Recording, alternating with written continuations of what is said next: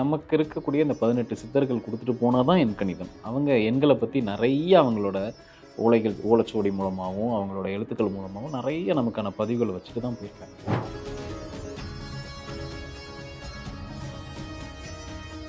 ஒரு பேர் ஒரு மனிதனுக்கு அவசியமா முதல்ல?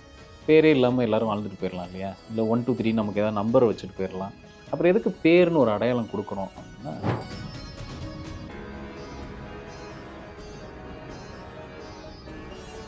ப்ராப்ளத்துக்கான ஒரு சொல்யூஷன் தான் இந்த நியூமராலஜிங்கிறது. அதுல ஒரு அங்கம் தான் இந்த பேர் வைக்கிறது, பேர மாற்றம் பண்ணிக்கிறது, நம்ம ஃப்ரீக்வென்சிக்கு ஏத்த மாரி நமக்கு ஒரு பேர செலக்ட் பண்ணிக்கிறது.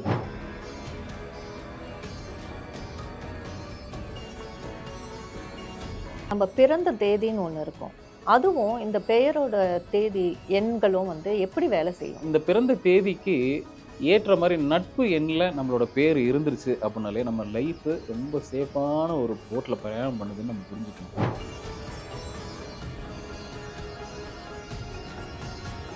8ஆம் நம்பர்ல பிறந்தவங்கள ஒண்ணும் பண்ணாது. அது அவ்வளோ சீக்கிரத்தில தொடாது. ஆனா எல்லாருக்கும் போய் 8 போய் தொட முடியுமா? அப்டின்னு கேட்டா சாத்தியம் இல்ல.